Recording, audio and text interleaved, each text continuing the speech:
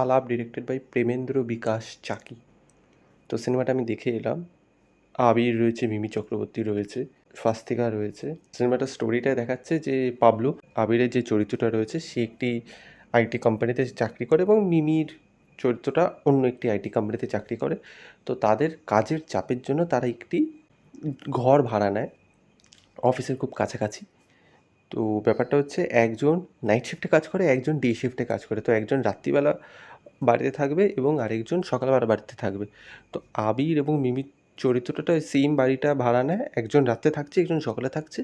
কেউ কখনো কাউকে দেখতে পাচ্ছে না, they never cross path inside the house. বাড়ির ভিতরে কেউ কখনো কাউকে দেখতে পাচ্ছে না, বাইরে ওরা একে অপরকে অনেকবার ক্রস করবে। তো তারপর ওরা একে অপরের সাথে কথা বলার জন্য ওরা একে অপরকে ছোটো ছোটো চিরকুট বা নোটস লিখে দিয়ে যাবে, যার মাধ্যমে ওরা একে অপরের ব্যাপারে একটু একটু জানতে পারবে এবং আস্তে আস্তে সেটা প্রেমে পরিণত হবে। তারপর ফাইনালি একজন ঘর ছেড়ে চলে যাবে এবং আরেকজন তাকে খুঁজতে যাবে। তো ফাইনালি তাদের প্রেম হয়, সফলতা পায় কি পায় না সেই নিয়ে হচ্ছে পুরো গল্পটা। 2 ঘন্টা 11 মিনিটের সিনেমা। জানতে হলে আপনারা নিকটবর্তী হলে গিয়ে দেখতে পারেন। সিনেমাটা দেখুন রীতিমতো আমার বেশ বেশ খারাপ লেগেছে এবং আমি বলছি কারণ। কিন্তু তার আগে ভালো দিকটা বলি। ভালো দিকে দেখুন ব্যাকগ্রাউন্ড স্কোর সত্যিই খুব ভালো হয়েছে। আবির চক্রবর্তী যথেষ্ট একটা ভালো কনভিন্সিং পারফরমেন্স দেওয়ার চেষ্টা করেছে।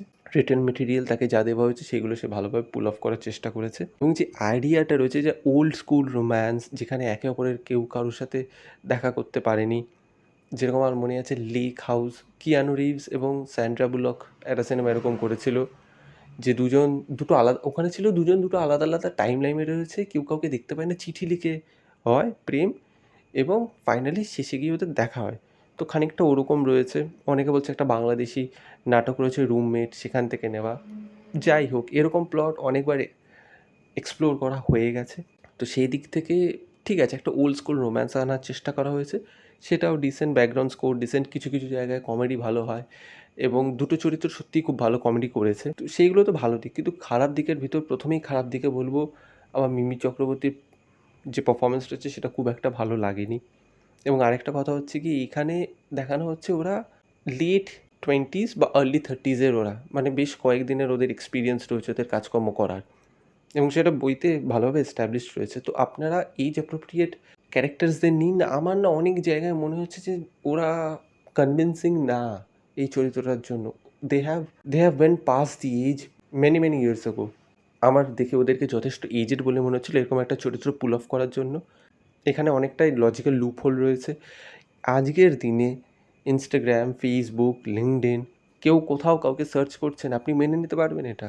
আপনি যদি এটা প্রি ইন্টারনেট বুম মানে জিও আসার আগের সময়টা দেখাতেন তাহলে আমি মেনে নিতাম। জিও চলে এসছে, সবার কাছে ইনস্টাগ্রাম রয়েছে, লিঙ্কডইন প্রোফাইল আইটি কোম্পানির সবার থাকে, ফেসবুক রয়েছে, কেউ কাউকে খোঁজার চেষ্টা করেনি, সবাই ওরকম ফিজিক্যালি চেষ্টা করছে। এই লজিক্যাল লুপ হোলটা আমি মেনে নেব।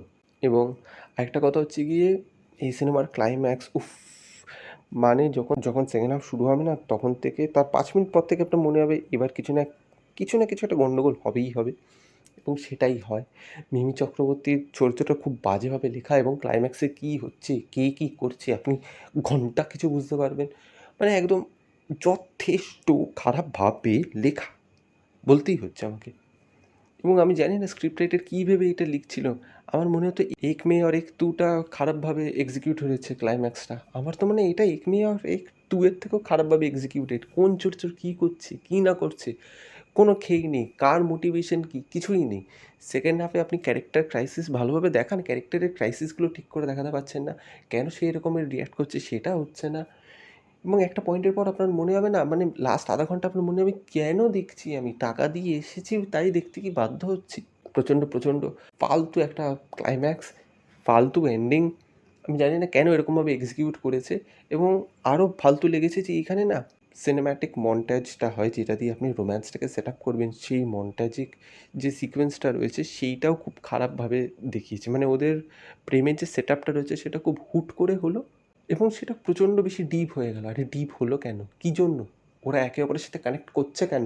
চিরকুটে লিখছে বলে জিনিসটা আপনার সুইট লাগছে এবং চিরকুটে কিছু হিউমারাস লাইন রয়েছে বলে একে অপরকে ওরকম ডিপ প্রেমে পড়ে গেল, আপনি আপনি মারবেন।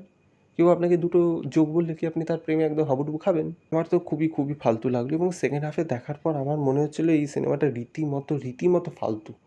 ফার্স্ট হাফটা তাও কাজ করেছিল, আবির টেনে দিয়েছিল, সেকেন্ড হাফে তো কিচ্ছু করতে পারলো না। কী করবে, রিটেন মেটেরিয়াল ফালতু, তাই হয়েছে ফালতু। তো এই ছিল আমার রিভিউ। আমি বলবো আলাপটা আপনি চাইলেই দেখতে পারেন, নাহলে স্কিপ ইট, অন্য কিছু একটা দেখে নিন, ম্যাদান দেখে নিন যদি না দেখে থাকেন।